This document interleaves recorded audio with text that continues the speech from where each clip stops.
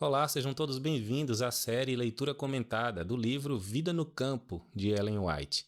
Neste vídeo leremos o capítulo 1, cujo título é Apelo para Abandonar as Cidades.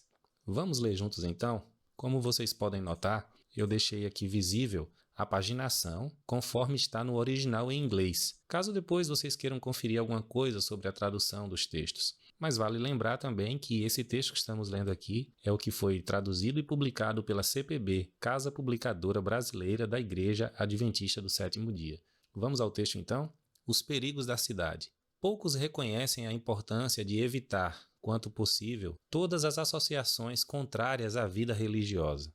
Ao escolher seu ambiente, poucos tornam a prosperidade espiritual sua primeira preocupação. Então, logo de início aqui, nós vimos que deve sim ser a primeira preocupação dos filhos de Deus, ao escolherem o seu ambiente, o lugar onde eles irão morar, aquilo que é mais favorável à sua prosperidade espiritual.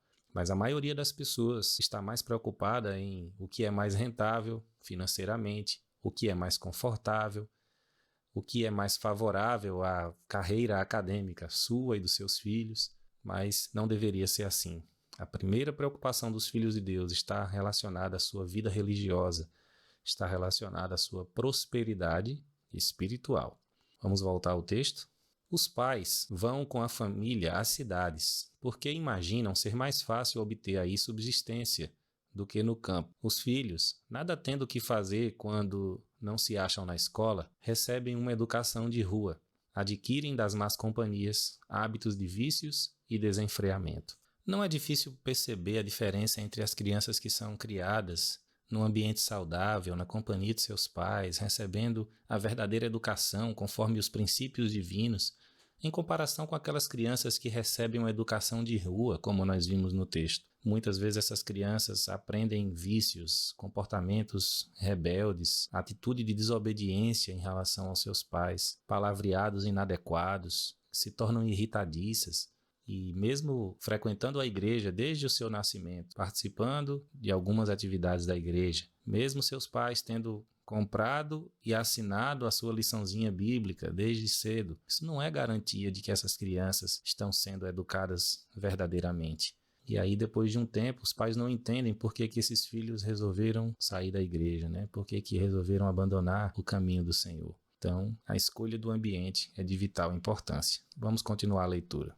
Os pais veem tudo isso, mas requer sacrifício corrigir-lhes os erros e ficam onde estão, até que Satanás toma inteiro domínio de seus filhos. É melhor sacrificar toda e qualquer consideração mundana do que pôr em risco as preciosas almas confiadas ao vosso cuidado. Elas serão assediadas pelas tentações e devem ser ensinadas a enfrentá-las. Mas é vosso dever cortar qualquer influência, romper com todo o hábito, quebrar todo o laço que impedir de, com a vossa família, vos entregardes a Deus de maneira mais franca, positiva e sincera. Então vejam, nós não podemos evitar 100% a tentação nessa vida, mas é nosso dever cortar todas as possibilidades que estejam ao nosso alcance de sermos afetados por tentações desnecessárias, de nos colocarmos num ambiente ou numa atmosfera envenenada que venha a trazer sobre nós tentações que fomos nós mesmos quem criamos. Vamos continuar a leitura. Em lugar da cidade apinhada, buscai algum ambiente afastado, onde vossos filhos possam estar, tanto quanto possível, ao abrigo das tentações, e ali preparai-os e educai-os de modo a se tornarem úteis. O profeta Ezequiel assim enumera as causas que levaram ao pecado e destruição de Sodoma. Soberba, fartura de pão e abundância de ociosidade teve ela e suas filhas, mas nunca esforçou a mão do pobre e do necessitado. Ezequiel 16, 49. Todos os que querem escapar da condenação de Sodoma devem fugir do procedimento que trouxe os juízos de Deus sobre aquela ímpia cidade. Então, se nós não desejamos receber os mesmos juízos de Deus que Sodoma recebeu, devemos nós, então, fugir de todos os procedimentos, que essas ímpias cidades, Sodoma e Gomorra, praticaram. Não é o plano de Deus que moremos na cidade. Em todo o mundo, as cidades estão se tornando viveiros de vícios. Por toda parte se vê e ouve o que é mal, e encontram-se estimulantes à sensualidade e ao desregramento. Avoluma-se incessantemente a onda de corrupção e de crime. Cada dia oferece um registro de violência, roubos, assassínios, suicídios e crimes revoltantes. É incrível como o ser humano consegue se acostumar com as coisas ruins, né? A gente vivendo no meio das cidades, recebendo todos os dias essas imagens, essas notícias, vendo ali ao nosso redor coisas negativas, coisas horríveis. Com o passar do tempo, a nossa alma se adapta a isso e começamos a considerar como sendo normal todas essas coisas, né, terríveis que acontecem. Por isso que nós temos que evitar viver nesses ambientes. A vida nas cidades é falsa e artificial. A intensa paixão de ganhar dinheiro, o redemoinho da exaltação e da corrida aos prazeres, a sede de ostentação, de luxo e extravagância, tudo são forças que, no que respeita à maioria da humanidade, desviam o espírito do verdadeiro desígnio da vida, abrem a porta para milhares de males. Essas coisas exercem sobre a juventude uma força quase irresistível. Nós percebemos aqui que existe um verdadeiro desígnio da vida. Será que nós estamos atentos a esse desígnio? Qual é o seu empreendimento de vida? Qual é o meu empreendimento de vida? Será que nós nos consideramos verdadeiramente peregrinos nessa terra? Será que nós reconhecemos de fato qual é a nossa missão neste mundo? A quem representamos? De onde nós somos? Então essas questões são muito afetadas pelo fato de nós morarmos, né, e colocarmos o nosso foco em meio às coisas desse mundo. Uma das mais sutis e perigosas tentações que assaltam as crianças e jovens nas cidades é o amor dos prazeres. Numerosos são os dias feriados, jogos e corridas de cavalos arrastam milhares, e a onda de agitação e prazer atrai-os para longe dos sóbrios deveres da vida. O dinheiro, que deveria haver sido economizado para melhores fins, é desperdiçado em divertimentos. Então, nós notamos que realmente é muito fácil nas grandes cidades sermos atraídos pelos prazeres, né, e distrações que estão aí sempre chamando a nossa atenção. E essas coisas, elas não chegam para nós de graça. O desperdício de dinheiro é notório, né? Assim, para participar dessas coisas, muitas delas, a maioria delas, requer que nós gastemos dinheiro, né? Com assinaturas, com planos, com pacotes, e nos tornamos escravizados muitas vezes a essas atrações dos prazeres e desperdiçamos o nosso tempo e o nosso dinheiro, perdendo a nossa sobriedade, né, como foi dito aí no texto. Em razão de monopólios, sindicatos e greves, as condições da vida nas cidades estão se tornando cada vez mais difíceis. Sérias aflições encontram-se diante de nós, e sair das cidades tornar-se-á uma necessidade para muitas famílias. Realmente, hoje, com todas as dificuldades que nós vemos em morar nas cidades, ainda é possível para muitos de nós conseguirmos nos manter, conseguirmos sustentar a nossa família, realizarmos algumas atividades, né, muitas atividades, mas em breve as dificuldades serão muito grandes. Para muitas famílias será praticamente impossível continuar morando nas cidades. Claro que estou me referindo aos que se preocupam em servir a Deus, aqueles que se preocupam em manter a sua vida espiritual. Vamos continuar a leitura. O ambiente material das cidades constitui muitas vezes um perigo para a saúde. Estar constantemente sujeito ao contato com doenças, à prevalência de ar poluído, água e alimento impuros, as habitações apinhadas, obscuras e insalubres são alguns dos males a enfrentar. Então a gente observa que realmente o ambiente das cidades é um ambiente insalubre em diversos sentidos, né? Não somente no espiritual, mas também na saúde física, né? Nós vivemos em meio de doenças, rodeados, né, por casas de todos os nossos lados, né? Com transportes públicos lotados de pessoas, mesmo caminhando ao ar livre nos grandes centros comerciais, estamos ali apinhados em meio a pessoas de todas as doenças, né? E respirando o mesmo ar ali. Então, realmente é muito perigoso. Vamos continuar. Não era desígnio de Deus que o povo se aglomerasse nas cidades, se apinhasse em cortiços. Ele pôs no princípio nossos primeiros pais entre os belos quadros e sons, em que se deseja que nos alegremos ainda hoje. Quanto mais estivermos em harmonia com o plano original de Deus, mais favorável será a nossa posição para assegurar saúde ao corpo, espírito e alma. Então, se nós sabemos o que é mais favorável, por que não seguir? Se nós sabemos o que é mais favorável, aquele que é o nosso principal empreendimento, aquela que é a nossa principal preocupação, por que não investir nisso, né? Nós devemos procurar aquilo que é mais favorável ao nosso crescimento espiritual. Vamos continuar. Um espírito negligente. Não pude dormir depois das 2 horas esta manhã. Durante o período noturno estive em concílio. Estive insistindo com algumas famílias para que se aproveitassem dos meios designados por Deus e saíssem das cidades para salvar seus filhos. Alguns eram negligentes, não fazendo decididos esforços. A gente percebe que essa conversa foi muito solene, né, a ponto de a irmã White perder o seu sono, pois ela havia conversado e insistido com essas famílias no sentido de salvarem seus filhos, né? Para que elas conseguissem fazer isso, precisavam seguir os meios designados por Deus para sair das cidades. E elas precisavam de decididos esforços. Sabe, é importante ter a resolução, o decidido esforço de seguir a orientação de Deus. Para dar um passo como esse, que nós bem sabemos que não é tão simples assim, precisamos confiar inteiramente na direção e na providência de Deus, para que assim Ele possa ir nos conduzindo, abrindo as portas e nos providenciando tudo o que precisamos. Vamos continuar a leitura. Os anjos da misericórdia apressaram Ló, sua esposa e filhas, tomando-os pela mão. Houvesse Ló se apressado como o Senhor desejava que fizesse, e sua esposa não se teria transformado numa estátua de sal. É curioso notar que Ló também foi culpado pela perdição da sua esposa. Ela, bem verdade, teve a sua responsabilidade individual, mas Ló falhou também e ele poderia, se tivesse sido mais ágil na sua decisão, poderia ter contribuído para que a sua esposa não se perdesse. Vamos continuar a leitura. Ló tinha espírito demasiadamente vagaroso. E qual é o conselho? Não nos assemelhemos a ele.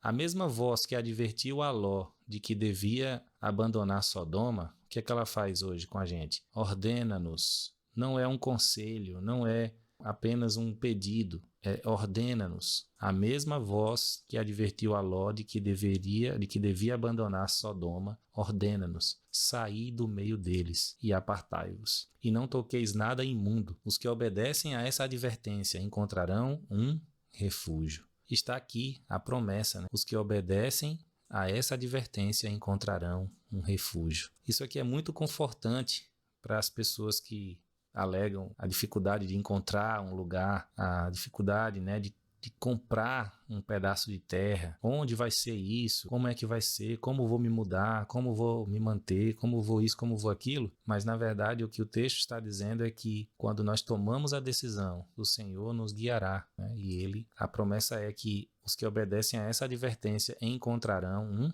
refúgio. Cada homem esteja bem desperto por si mesmo e procure salvar a sua família. Cinja-se para o trabalho. Deus revelará, ponto por ponto, qual deve ser a próxima coisa a fazer. Então, a primeira coisa que temos que fazer é tomar a decisão. Tomar a decisão de obedecer à voz que ordena-nos, da mesma forma que ordenou a Ló. Saí do meio deles. Apartai-vos e não toqueis nada imundo. Obedecendo a essa voz, encontraremos um refúgio, né, como está aqui no texto. E depois disso, depois de ser tomada a decisão, precisamos nos cingir para o trabalho. Deus espera que nós trabalhemos, que nós busquemos, que nós nos esforcemos, que nós corramos atrás desse refúgio que Ele está providenciando.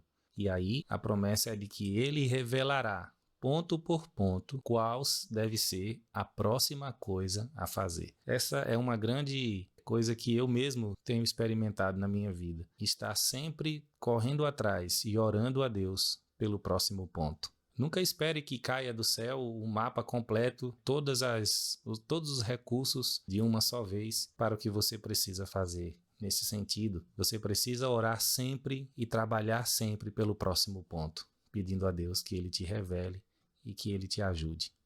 Isso é maravilhoso. Vamos seguir. Ouvi a voz de Deus por meio do apóstolo Paulo.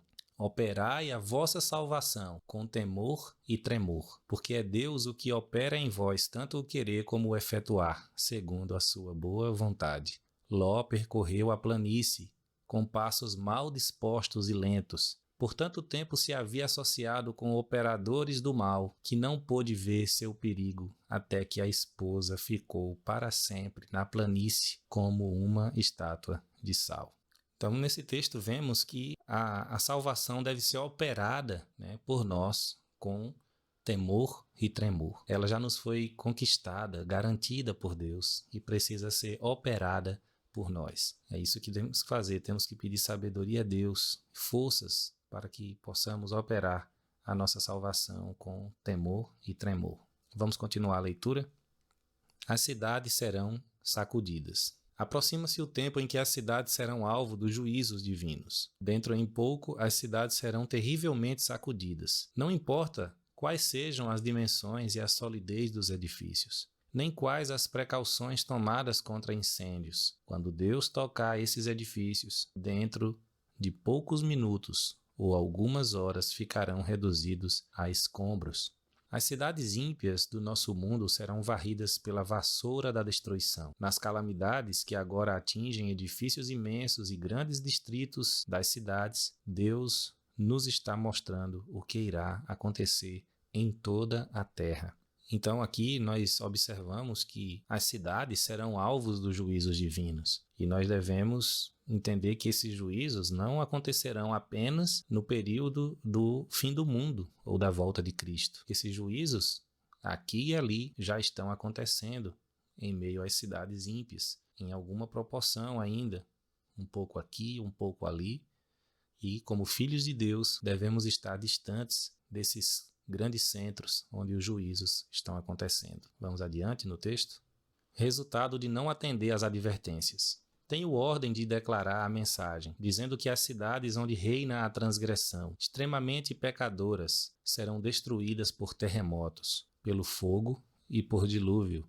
Todo o mundo será advertido de que existe um Deus que demonstrará sua autoridade divina. Seus invisíveis instrumentos ocasionarão destruição, devastação e morte. Todas as riquezas acumuladas serão como nada. Está aí o que nós acabamos de comentar agora há pouco. Sobrevirão calamidades, calamidades as mais terríveis, totalmente imprevistas, e essas destruições seguir-se-ão umas às outras. Se atentarem para as advertências que Deus tem feito e as igrejas se arrependerem, apegando-se de novo ao seu conserto, então outras cidades podem ser poupadas por algum tempo. Mas se os homens que têm sido enganados continuarem no mesmo caminho em que têm estado a andar, desrespeitando a lei de Deus e apressando falsidades diante do povo, Deus permitirá que sofram calamidades para que despertem. Que coisa, hein? Estamos vendo aqui que as calamidades serão terríveis e que algumas cidades poderão ser provisoriamente poupadas a depender da consagração das igrejas que estiverem nessas cidades, né? Que se apegarão, que podem se apegar de novo ao seu concerto com Deus. E essas igrejas,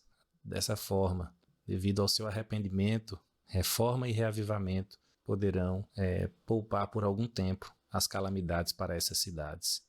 O Senhor não rejeitará repentinamente todos os transgressores, nem destruirá nações inteiras, mas ele castigará cidades e lugares onde os homens se houverem entregado inteiramente aos instrumentos satânicos. As cidades das nações serão tratadas rigorosamente, contudo, não serão castigadas com a extrema indignação de Deus, porque algumas almas ainda se despregarão dos enganos do inimigo, arrepender-se-ão e se converterão, ao passo que as massas estarão entesourando ira para o dia do furor, a iminência dos juízos de Deus. Há razões de não devermos construir nas cidades. Sobre essas cidades, os juízos de Deus devem logo cair. Sabe, nós vemos que alguns filhos de Deus possuem planos futuros para tão longo prazo que parecem não acreditar que em breve aquilo que eles estão construindo vai ser destruído. Nós temos que nos lembrar que somos peregrinos, estamos aqui de passagem nessa terra e temos que viver de acordo com as nossas crenças.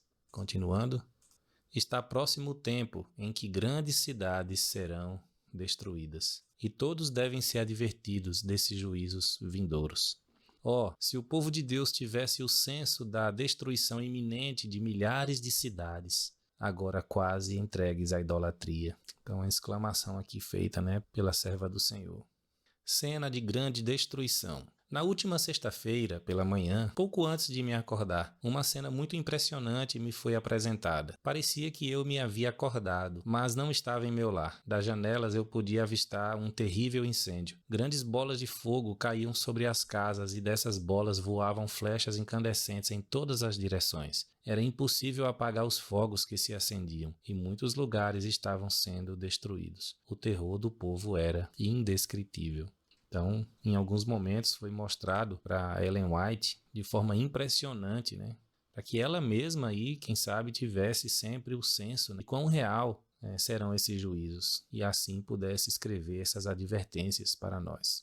Os esforços de Deus para despertar o povo. Estando eu em Loma Linda, Califórnia, em 16 de abril de 1906, uma cena assombrosíssima me foi revelada. Numa visão noturna, estava eu numa elevação de onde via as casas sacudidas como o vento sacode o junco. Os edifícios, grandes e pequenos, eram derrubados. Os lugares de diversões, teatros, hotéis e mansões suntuosas eram sacudidos e arrasados. Muitas vidas eram destruídas e os lamentos dos feridos e aterrorizados enchiam o espaço. Os anjos destruidores enviados por Deus estavam atuando. A um simples toque, os edifícios tão solidamente construídos que os homens os consideravam à prova de qualquer perigo, ficavam reduzidos a um montão de escombros. Nenhuma segurança havia em parte alguma. Pessoalmente, eu não me sentia em perigo, mas não posso descrever as cenas terríveis que me foram apresentadas. Disse-ia que a paciência divina se tivesse esgotado e houvesse chegado o dia do juízo. O anjo que estava ao meu lado me disse, então, que poucas pessoas reconhecem a maldade imperante no mundo moderno, especialmente nas grandes cidades. Declarou que o Senhor determinou um dia em que a sua ira castigará os transgressores pelo persistente menosprezo de sua lei. Embora terrível, a cena que me foi revelada não me causou tanta impressão quanto as instruções que recebi nessa ocasião. O anjo que estava ao meu lado declarou que a suprema soberania de Deus e o caráter sagrado de sua lei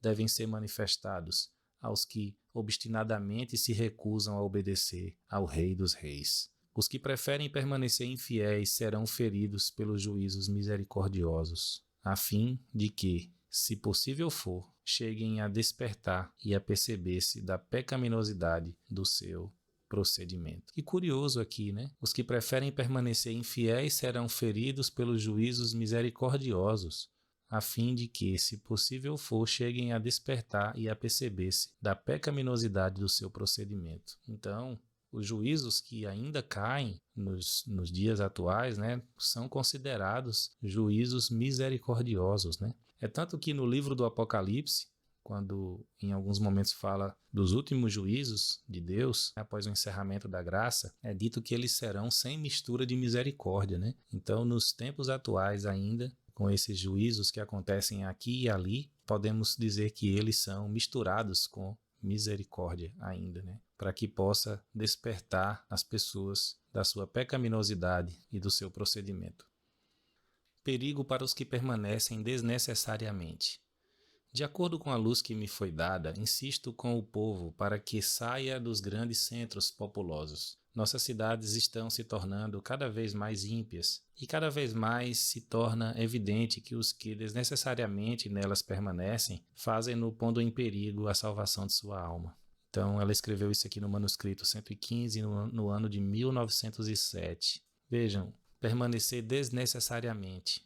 Será que as pessoas que alegam que permanecem porque ainda realmente não têm condições de sair, porque não conseguiram ainda dar alguns passos necessários na organização, no planejamento, na aquisição de um local, de um pequeno trato de terra? Será que essas pessoas de fato estão resolutas na sua decisão e estão dizendo que não conseguiram nada ainda? Será que de fato estão realmente buscando sair ou estão ficando desnecessariamente nos centros populosos? Então nós concluímos aqui a leitura comentada do capítulo 1 do livro Vida no Campo. Eu gostaria de convidar você para que você deixasse aqui o seu like, se inscrevesse no canal e ativasse aí as notificações no sininho, para que assim o YouTube consiga entregar a você esses conteúdos. Que Deus te abençoe.